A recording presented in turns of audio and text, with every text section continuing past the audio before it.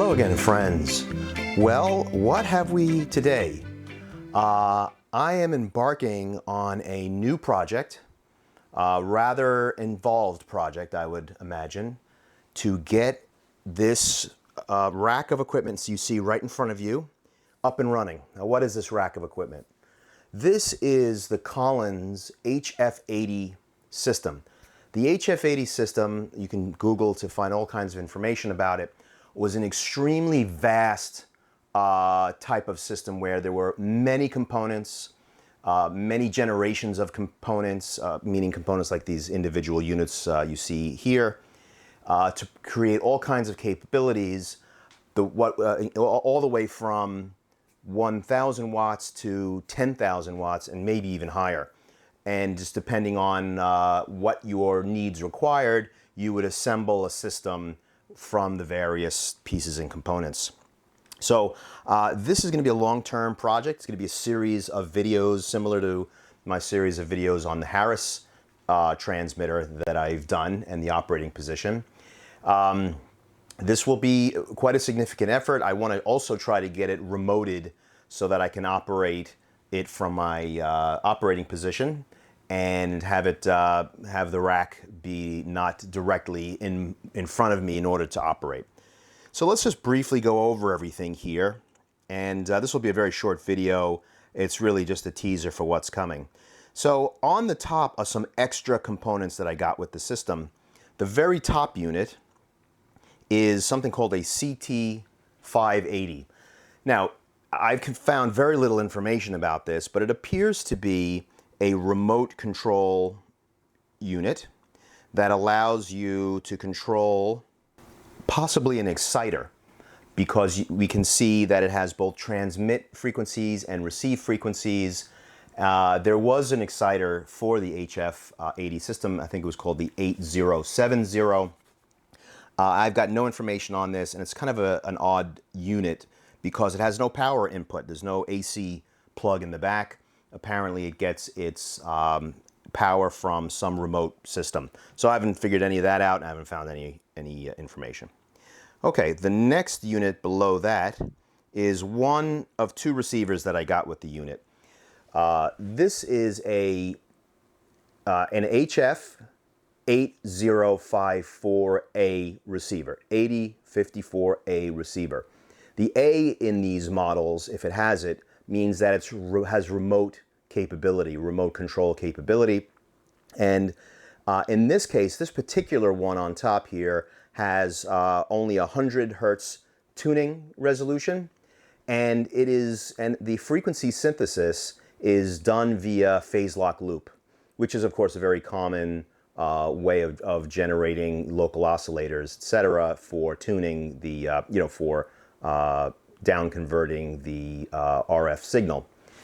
And it also has it allows you not only to do AM CW, but it also has 4-channel sideband. That means in addition to upper and lower sideband, which we're probably most familiar with, it also supports upper sideband and lower sideband. That's essentially taking the full spectrum of a possible signal, maybe it's 16K wide, and dividing it up into 4 individual sections. That means you could decode in the case of, you can receive in the case of a receiver, 4 different types of intelligence. You could be doing voice on one or two of the sidebands. You could be doing data like RIDI or RAT on 1 or 2 of the sidebands, etc.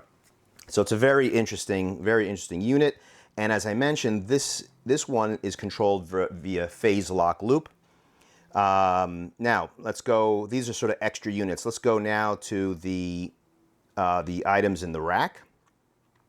The first item in the rack is another 8054A receiver.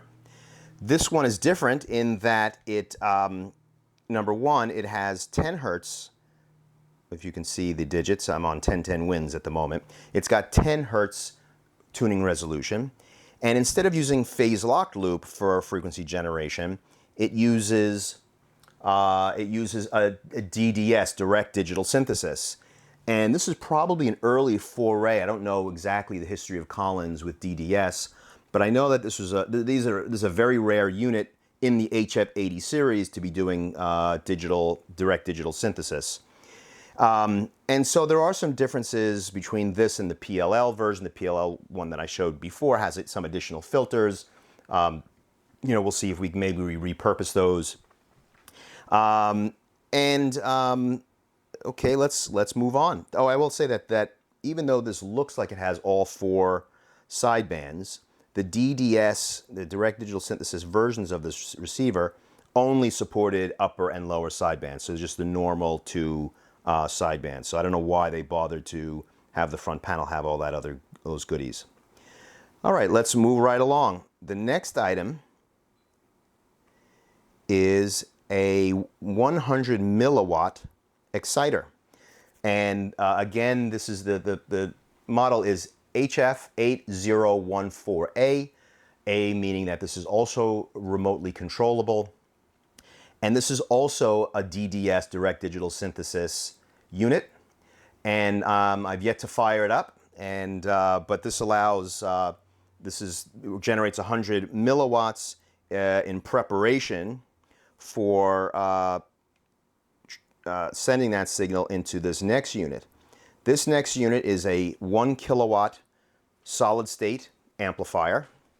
And the model number, let me just double check. Okay, 8023, HF-8023, solid state 1 kilowatt amplifier. This takes the 100 milliwatt signal and amplifies it to 1000 watts. And then finally, the last component in the rack, if we can get a good shot of it at this angle, yes, I think we can, is this unit. This is the power supply for the amplifier. And again, solid state, and this is the HF-8032. HF-8032 provides all the various voltages needed by the amplifier.